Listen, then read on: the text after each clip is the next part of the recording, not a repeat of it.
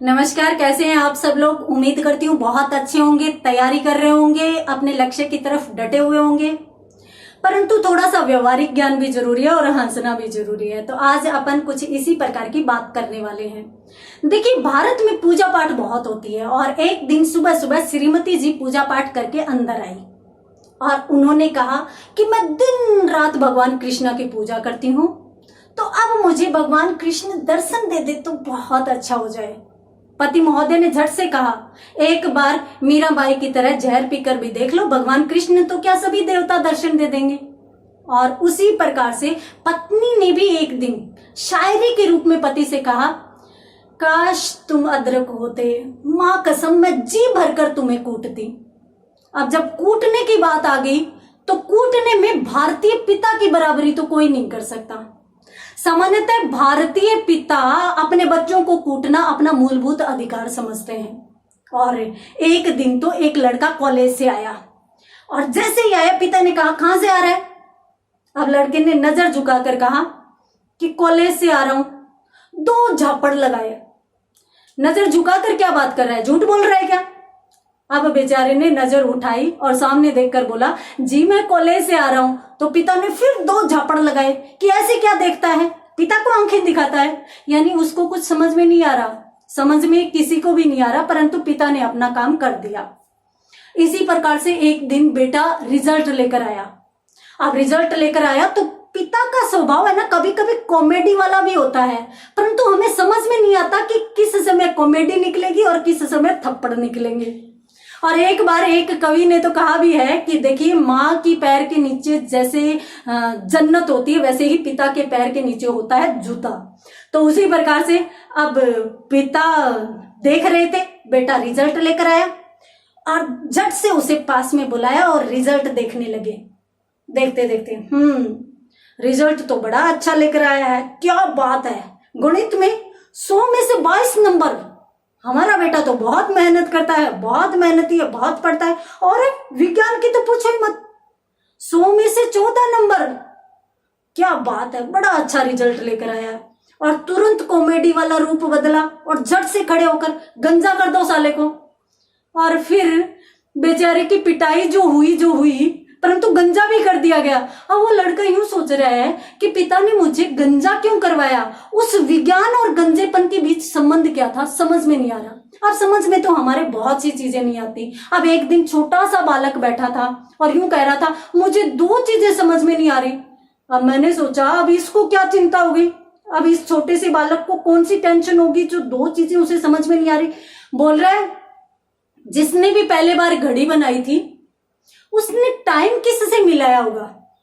दूसरी बात, जिसने पहले दही जमाई थी वो जामन किससे लेकर आया होगा।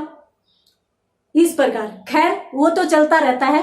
अपन बात कर रहे थे पिता के कूटने की। तो यूं भी कहा जाता है कि भारतीय पिता अपने बेटे को इसलिए भी कूटता है क्योंकि उसके पिता ने भी उसको कूटा होता है।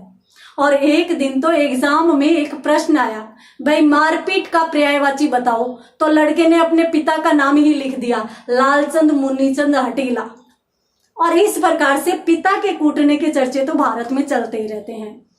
इसके साथ साथ मैं ये भी बता देती हूँ कि भारत के हर एक क्षेत्र में हास्य बिखरा पड़ा है। आप कहीं भी देख लीजिए।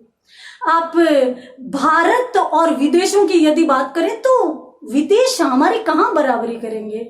देखिए, हमारे यहाँ तो एक व्यक्ति तो अंग्रेजी सीख रहा। अब मैंने देखा कि बड़ी मेहनत कर रहा है, लगा हुआ है। अब मैंने उससे पूछा कि भाई इतनी मेहनत क्यों कर रहा है, क्यों अंग्रेजी सीख रहा है। बोला, नहीं सीखनी है, मतलब सीखनी है, मैं तो सीखूंगा। फिर सीखने में लगा हुआ।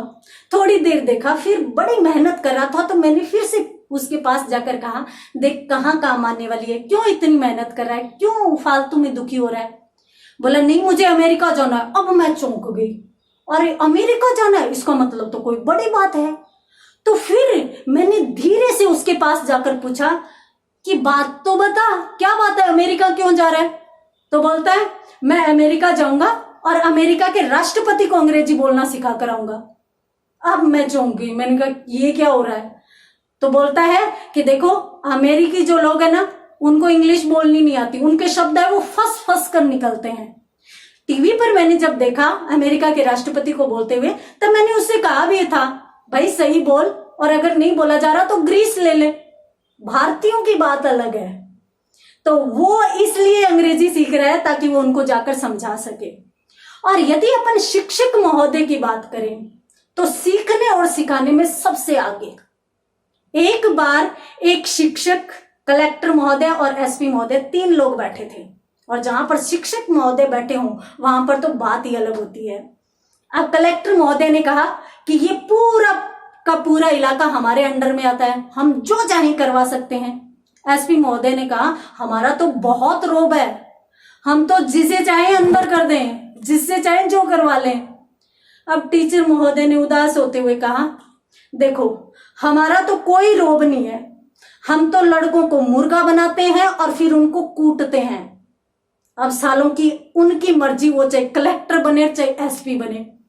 अब यहां पर कलेक्टर जी और एसपी दोनों टीचर की तरफ देख रहे हैं, उनकी तो बात ही अलग है। एक दिन एक भिखारी शिक्षक महोदय के पास चला गया और शिक्षक महोदय से पैसा लेना चाह रहा था और खूब बड़ाई करने की सोची कि देखिए पड़ोसी ने बहुत खिलाया, बहुत दिया, तो आप भी मुझे बहुत सारा दे दीजिए। शिक्षक महोदय थे, ले जाकर हाजमोला थमा दी, ले बेटा इसी चीज की जरूरत है तुझे।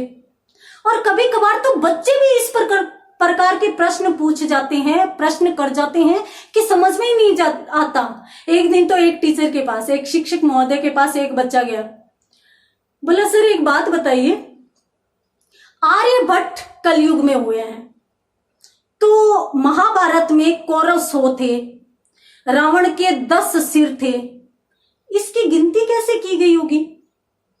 अब टीचर जी वहां पर दुखी हो गए। अब वो क्या करें?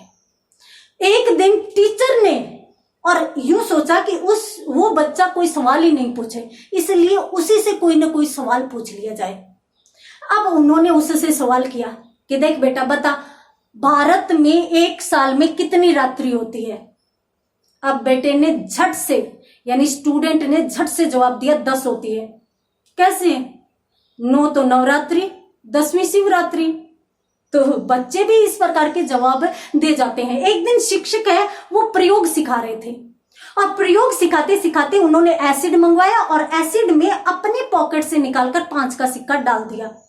अब सभी विद्यार्थियों से पूछा गया कि बताओ ये सिक्का पिघलेगा या नहीं पिघलेगा?